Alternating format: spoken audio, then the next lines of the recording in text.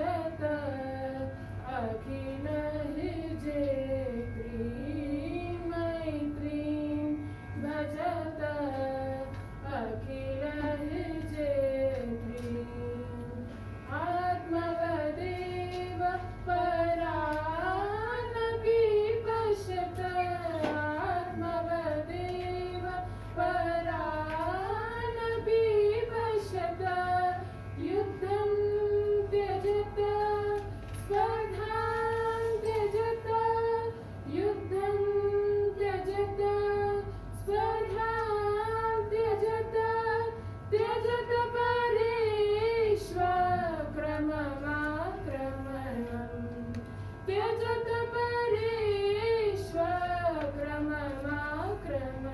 परेष्वक्रममाक्रमणम् मैत्रीं भजत अखिल जयत्री मैत्रीं भजत अखिल जयत्री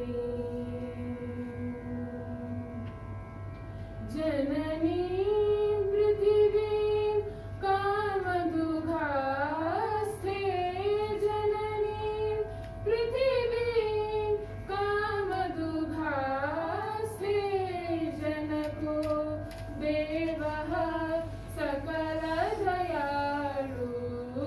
जनको देवः सकलदयालु दाम्यतदत्त दयत्वं चलता दाम्यतदत्त दयत्वं चलता श्रेयो भूयात् सकलजनानां श्रेयो भूयात् सकलजनानां श्रेयो भूयात् सकलजनानां श्रेयो भूयात् सकलजनानां श्रेयो भूयात् सकलजनानां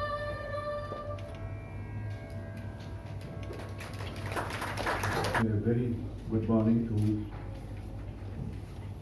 the distinguished delegates, the chief guests, the learned participants, professors, deans, and the respective PhD supervisors and research scholars. A lot of development have taken place in India over the years. The government of India, after the passing of the Patent Act, wanted that all inventions in this country, whether it is done by an intellectual, or whether it is done by an agriculturist, or whether it is done by an industrialist, has to be protected under the law. There were instances where a lot of discoveries, wonderful discoveries which were made by the people of this country in the remotest villages or in farmost places were taken abroad and thereafterwards were registered at patents and millions of rupees were made, millions of dollars were made. Now with this in view, Mashalkar, when he was heading the department of the government on this subject, made an earnest request at every level that intellectual property of the least developed countries, where it has its origin, as well as the intellectual properties of the developing countries had to be protected. And whatever help the government of India is, remember, is required will be given to the concerned people or to the institutions. And with this, a new beginning had begun. Thereafterwards, several intellectual properties in diverse areas were protected by the institutions which are responsible in protecting it. So that task was not complete, but there are still many things which are left. And today you have the era of private universities as well. CMR University is a private university, and we have wonderful scholars who are appointed in this university. And the protection of IPR is one of the ingredients and the criteria to go ahead and to march forward and compete with the rest of the world. With this in view, the government of India, when it has tried to protect and to promote intellectual property rights, at the Karnataka government level, an institution came to be established long ago in 1975 itself, which is popularly known as the Karnataka Institute for Science and Technology. And this institution over the years has helped in protecting the intellectual property rights, maybe of scholars, maybe of writers, maybe of designers, maybe of diverse, remember, people who are involved in generating original ideas which is put into effect. Now, the Karnataka Institute for Science and Technology had a series of help which is being rendered to similar educational institutions. And the CMR University as well as the Karnataka State Council for Science and Technology have come forward. Having come forward, we have decided to have some kind of a relationship, and which is going to be lasting and it will remain ever. With this view, we have the CMR University and the Karnataka State Council for Science and Technology and the Cell for IPR and Management, Department of Industrial Policy and Promotion, Ministry of Commerce and Industry, all of them have joined together. So as a first initiative, we wanted to train the people who are concerned in the university, maybe of research scholars, maybe of supervisors, maybe of eminent professors, maybe of deans. And once that is being done, regular training programs will take place in the respective schools. We have as many as 5 to 6 schools, and they will train them. And they have wonderful resources, intellectual resources and resource persons. They will come and help you even in protecting the intellectual property rights. Suppose, take it this way, as an individual if you go, the task is horrendous and horrible. It is just not possible to protect the IPR that easily as indicated and said and talked. And we need institution to come to our rescue. And with this view, we are going to have a first program of this kind. And to this first program, we have our Honorable Vice Chancellor as the presiding officer, and Mr. Shiv Kumar is known to you, especially to the CMR University, a down-to-earth person and an intellectual. On behalf of the University of CMR, as the head of the institution, I welcome you, sir. And we have Mr. Hemant Kumar. Mr. Hemant Kumar is the Chief Scientific Officer at the Karnataka Institute for Science and Technology, the Patent Council. Being a government servant and as an authority in this area, and he will always be of immense help to the various institutions as well as to the concerned. On behalf of the institution, I welcome you because he is the presiding officer as well as a guest of honor for this function. Once again, welcome you, sir. Last but not the least, we have an eminent scholar in IPR who has devoted his lifetime for intellectual property rights. He is none but Professor Ramakrishna. Professor Ramakrishna is holding as the head of the IPR chair in the National Law School of India.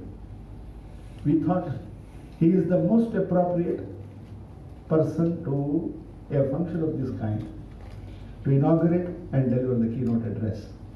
On behalf of the CMR University, on behalf of the CMR School of Legal Studies, I welcome you, sir.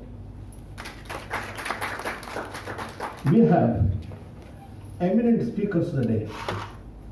All of them have come here, barring one or two. I intend to welcome them as well. Now, one important person, Dr. Shubham, patent officer. Professor Bhimesh of the ALMT Legal, Dr. Shashidhar, Deputy Controller of Patent Office, Chennai, Dr. Sarshija Padmanabhan, Patent Agent, and I think I have not left anybody. All these important persons have come and they are sitting in front of us. If I have missed any, when you speak, there will be a separate introduction. They will be speaking to you. Okay. Yeah, that I will be telling in any case. Mr. Vivek and the person who was mentioned, on behalf of the university, I welcome you. Mr. Vivek has been helping us in organizing seminar. In fact, he is actually the link between the CMR University and the CMR School of Legal Studies and the Karnataka State for Science and Technology. We sincerely welcome you and thank you, which will be done separately at the end of the function. Last but not the least, once again, it is my duty to welcome on behalf of the university the learned participants, the learned scholars, and everyone. Once again, with this special day. At today's function, and the Honorable Vice Chancellor of CMR University, and a great academician and administrator, Mr. Sukumar sir, Executive Director of Karnataka State Council for Science and Technology,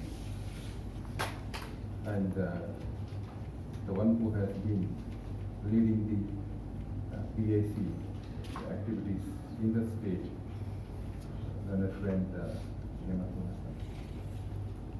and my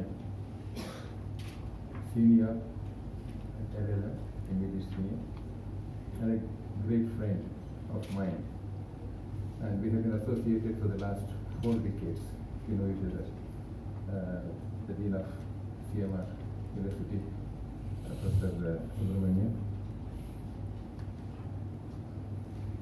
distinguished resource persons for this particular workshop, my friend Vivek, professors of CMR University, research scholars and friends. It's a matter of delight. I'm really happy that I'm associated with the IPR activities of CMR University as well. This is perhaps a very unique day to be remembered by the faculty, staff and students of CMR University, because you are going to have a separate institutional mechanism for protecting and enforcing and realizing, commercializing variety. Not that you did not have an IP here. You had IP activities, you might have taken initiative of the protection, but today is when you are going to give an institutional framework to that particular whole process. And the inauguration of IP cell in association with the PIC of Karnataka State Council for Science and Technology, perhaps that's a very unique way of associating and getting all the necessary support from both the state government and the central government. If you have watched, I think this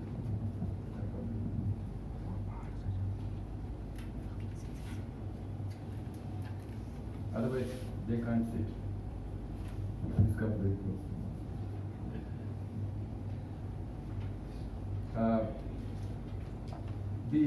Over time, as you have noticed, the development in the science and technology at a global level, you find intellectual property rights and IPR has occupied the center stage in the economy of almost all the countries at the globe.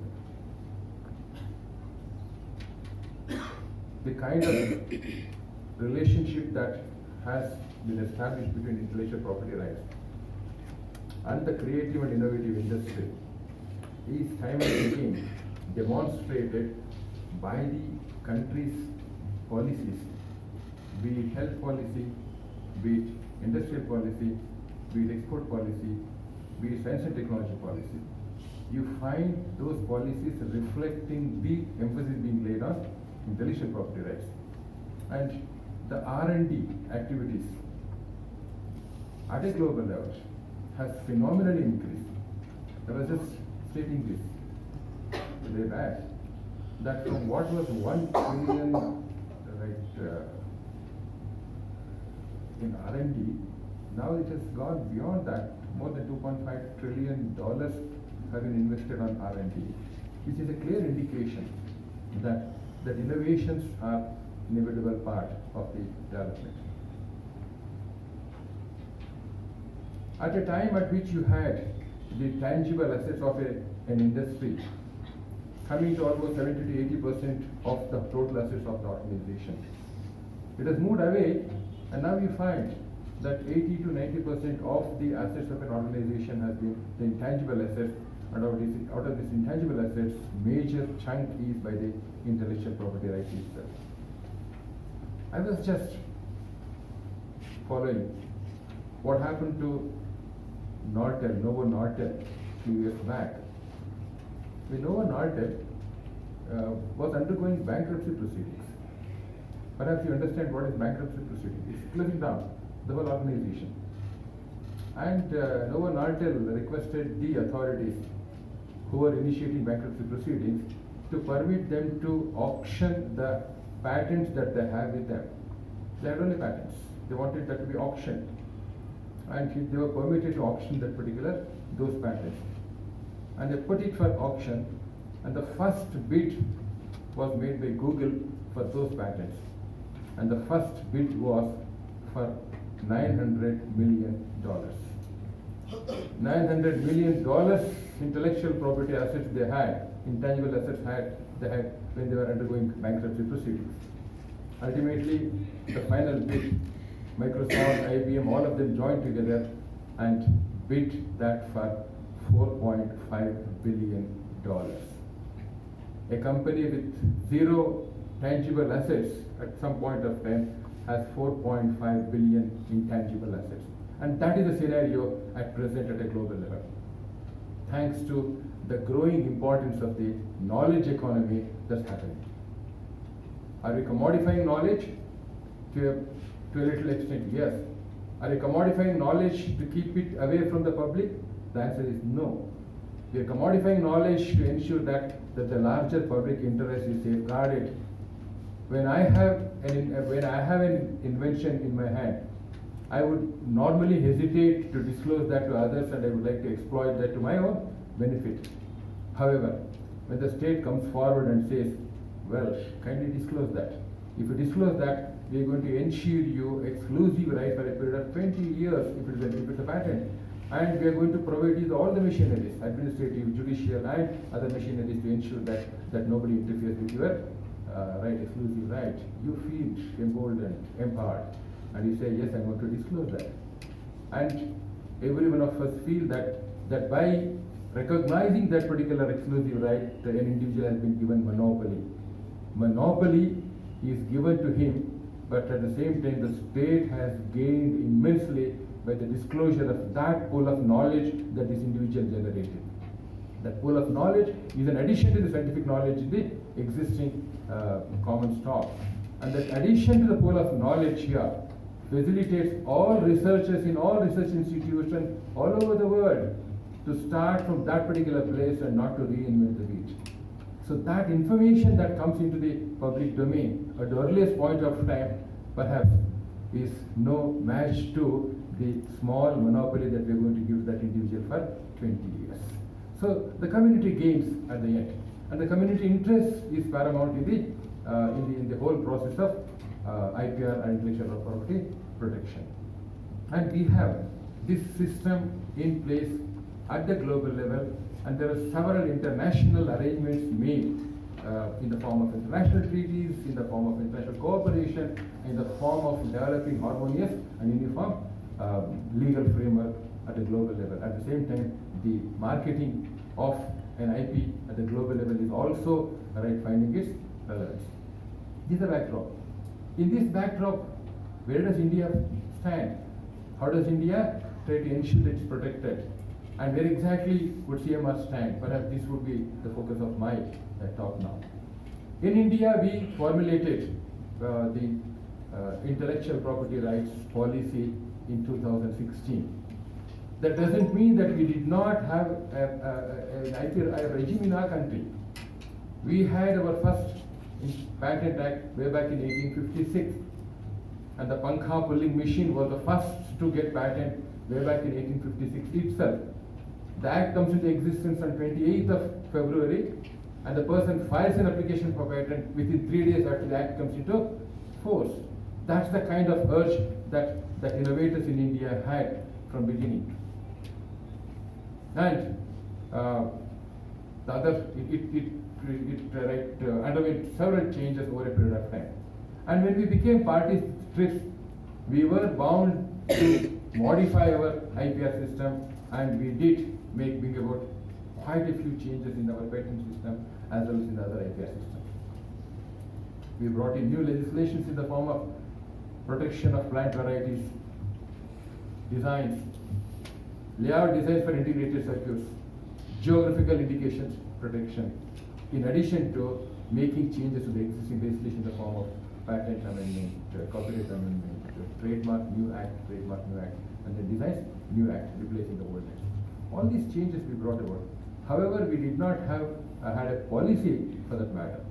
2016 policy framework made in India has brought about drastic change in the ecosystem of IP in our country. I'll just mention a few of them that have been made. This IP policy aimed at 7 objectives. And the objectives were, number 1, creating awareness about IP amongst the entire community, the stakeholders.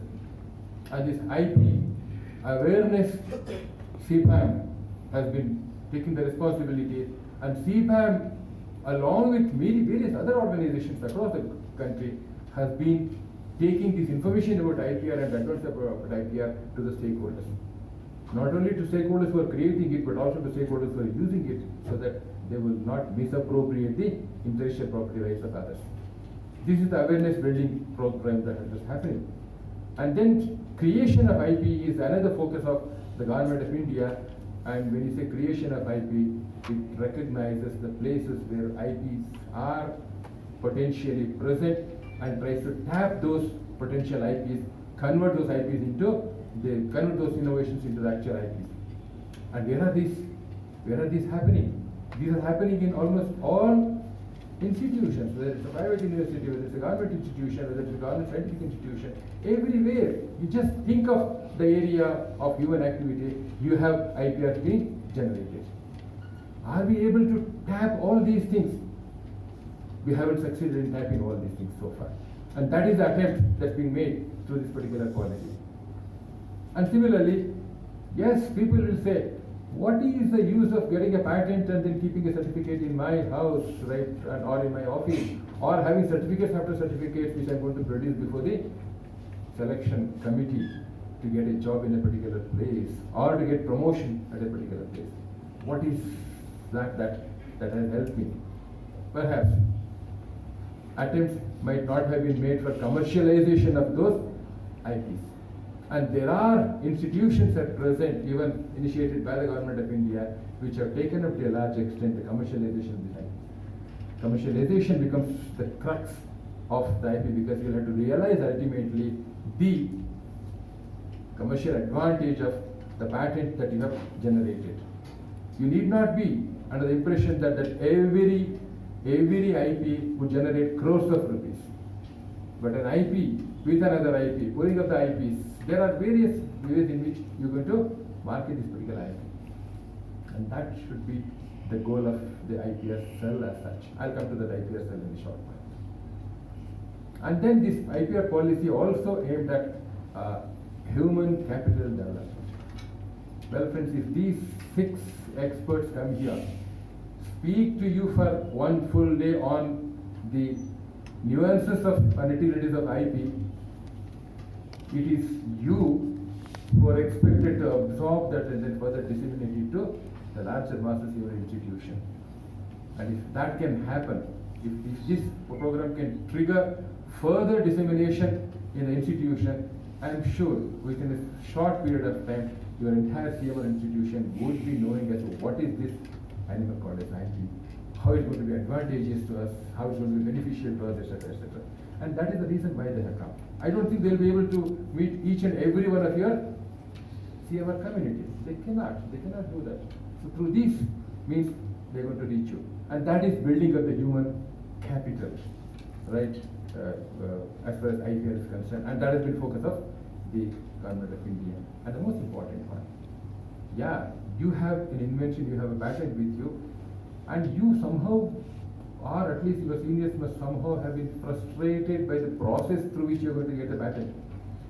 You say, I file an application for patent and then keep waiting.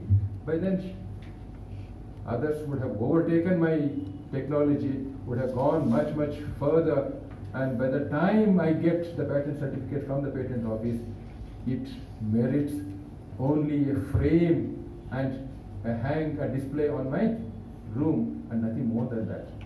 You get frustrated, but a system has been introduced now, right? Number one, increasing the number of examiners at the patent office. And the examination process has been expedited in such a way, you'll be surprised. The latest information that we had till now was that for the startups, there's an expedited examination process which has been initiated. From the date of request for examination that you make, the fastest patent that was granted was 113 days, but that also, right, recedes to the backstop, and from the date of request for examination, 67th day, patent office has granted patent. 67th day, the patent is granted after the request for patent. When do you make a request for the patent? After filing of your patent, you can make a request for the examination along with a request for early publication. Who can do that? A startup can do that. And should startup pay the fees and other details here to the facilitator?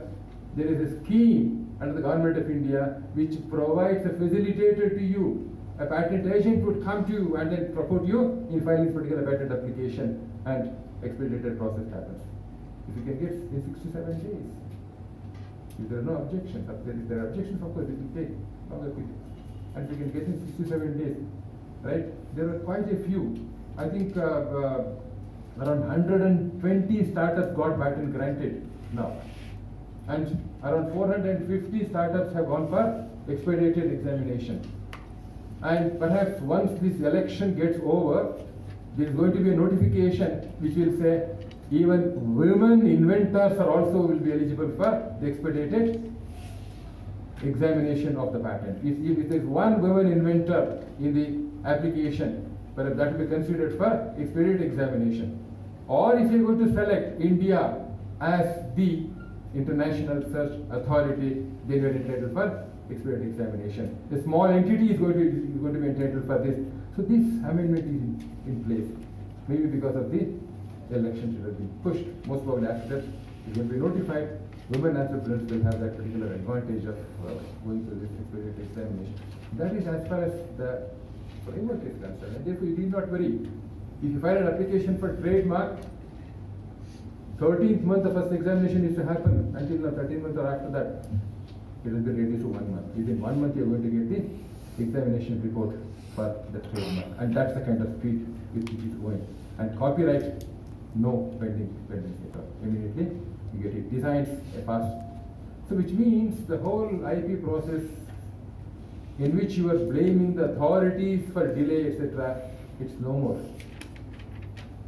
See the paradox. In 2016, WIPO comes out in the publication of the annual report, and in the annual report it says the longest pendency of patent application is in Brazil with 94 months, and the second longest is in India with 84 months.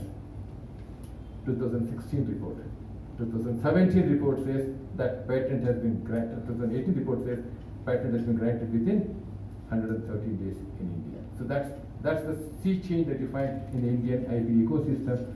I am sure in this backdrop of the IP ecosystem, you should be able to have a good lead, good background, good environment for pursuing and capturing your innovations. And one or two things I should definitely mention here. One is the World IP Day this year. It has been relating to the reach for the goal, IP and sports. May not be relevant for you, but the theme may not be relevant, but definitely the World IP Day and its activities, the role of WIPO and IP departments is definitely relevant for all of you. One heartening information which I would like to give at this particular stage is every year there is something called as GII which is being released. Global Innovation Index. India was far behind initially when the Global Innovation Index was first released.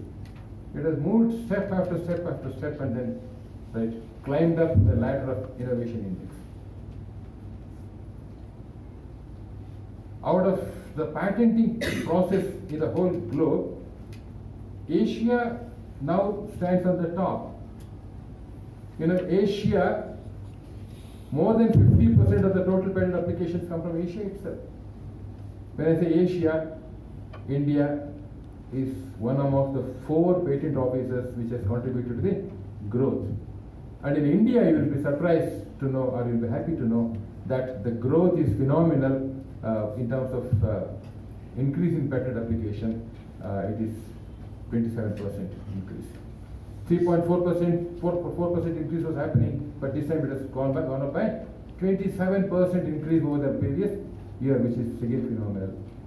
And what is heartening to me, every time I speak about Indian patent system, I always was worried. Always I was worried, because the number of applications filed and the number of Indian innovators patent applications. Out of every 100 applications, between 15 to 20% was Indian applications. Only 20%, maximum was 20% Indian applications. And this year, it has dramatically risen to 32% Indian applications, which means work of CPAM, work of all organizations, PACs, etc., that has started paying dividend now. Indians now feel that their innovation will have to be captured through the patent, and have started filing the patent application. But what should be the ultimate goal of ours, etc., perhaps you have to decide. Not that I always want you to follow China. I keep referring to China. I cannot escape referring to China, because I want all those who are in the field of IP to be aware of the great strides with which China is progressing. Out of 31.8 lakh patent applications filed all over the world, 31.8 lakh patent applications filed, 13.8 lakh applications come from China alone. More than 1/3 come from China. And you know who is in the second place? America is in the second place. America, which is in the second place, has filed less than half of the application filed in China. And India comes somewhere in the 7th position. Should Indian patent applications go from 50,000 to 13 lakhs, 8,000, I don't think it will happen immediately. Immediately will not happen. But the innovations that are happening in our country, research activities that are happening, perhaps Hemant Kumar should tell us as to what kind of innovation is happening in our country. He's from the scientific community. And if he really captures these innovations in the proper way, I'm sure reaching 1 lakh or etc. should not be a difficult task at all for a country like India. That's where scientists like you, researchers like you should think about it. And an IPR policy is required for your organization as well. And an IPR policy should be a very clear-cut IPR policy. I would suggest this, the time at which there is need for an invention disclosure. There must be an invention disclosure to the IPR cell. However, before invention disclosure to the IPR cell, the researchers should ensure that they are not going to publish this particular information anywhere. Disclosure by you at the earlier, even before filing the provisional application for specification is suicidal. Please don't commit IP suicide. First file a patent provisional application or go to the patent office and then get the go for publication. The reason is simple. You are given a monopoly. Why should the state give you monopoly if it's already known to the community? Something that's already in the public domain cannot be picked up by you and then cornered by you in the form of monopoly. And therefore the patent policy is very clear. Something new. When is it new? When it is not known to the community. And how is it known to the community? Publication or use, prior publication or prior use. And in your anxiety, if you just publish it, I am sure it will be suicidal. And that's the reason why Mashelkar, to whom he was referring, Mashelkar said, publish and perish. There was a time when you said, when people used to say, publish and prosper because you're going to get promotion after promotion, more number of publication, more number of promotions. But now the slogan is publish and perish if you're a scientist.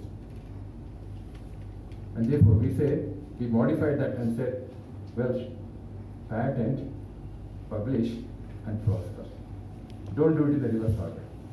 Right? Don't publish and then go for patent. The patent office will definitely say, we are sorry. And even if you say, sir, it's my own publication, sir.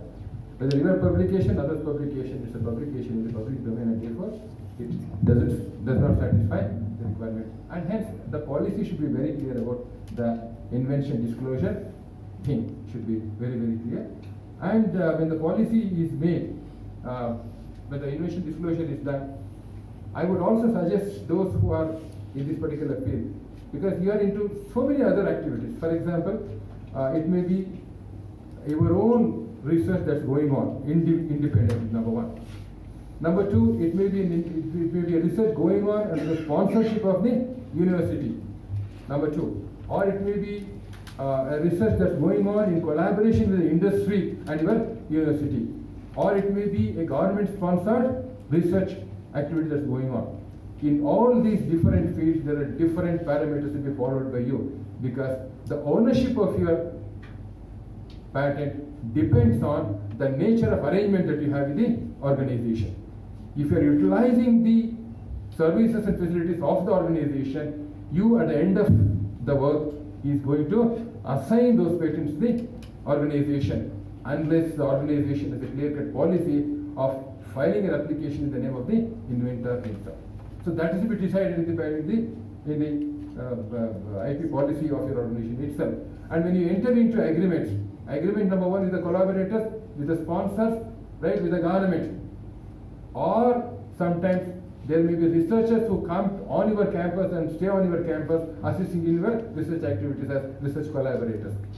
Or there may be vendors, PPP model, so on and so forth. We are going to enter into agreement with others for research activities. University should ensure through this policy that they will have an IP clause in all these agreements deciding as to who shall own the IP, whether joint ownership or individual ownership should be decided very, very clearly before you enter into such an agreement. And that becomes very important aspect of your IP policy. And from that perspective, I would say that you must definitely have an IP policy formulated before the IP cell jumps into any activities. And to conclude my talk, this year's global, I told you, I was at the global launch of GII. GII is Global Innovation Index. As I said, we have jumped several steps. And this year's theme is Future of Health and Needs and Medical Innovation. Future of Health and Medical Innovation is the theme of this particular thing. And almost every field of research activities has been contributing to health and innovation.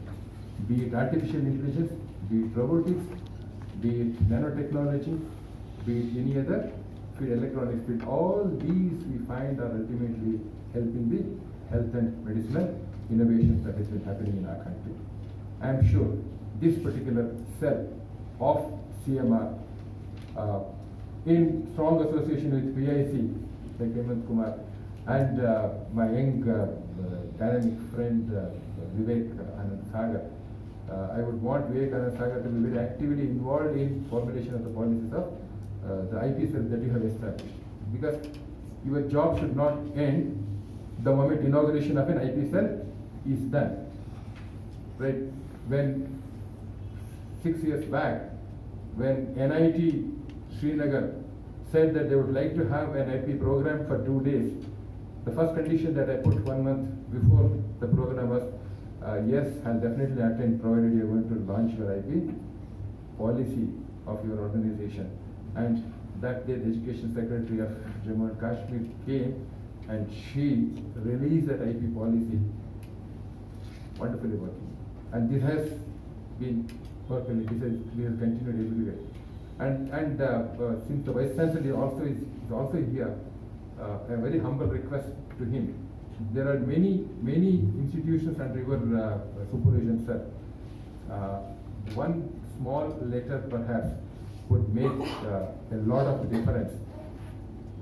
In engineering colleges, every student is expected to write a project at the end of the course. If only a letter goes that before the project proposal is submitted to the faculty, he shall do an expert is sitting here, he shall do a patent search, a prior art search of at least 2 prior art documents, submit it along with that and then justify that what he is working on is a new area of knowledge. If that one circular goes, and if you train the guides on prior art search, I am sure, sir, out of 1,000 projects that get into your university for getting degree, I am sure at least 10% would go for the patent office. Just a circular, sir. I experimented in 2 engineering colleges, including NIT, and it has yielded very fruitful results. That can happen even with respect to master's degree students also. Nothing big. With these few words, I thank all the organizers, thank Mr. Subramanian, thank all of you. Good day. All of you.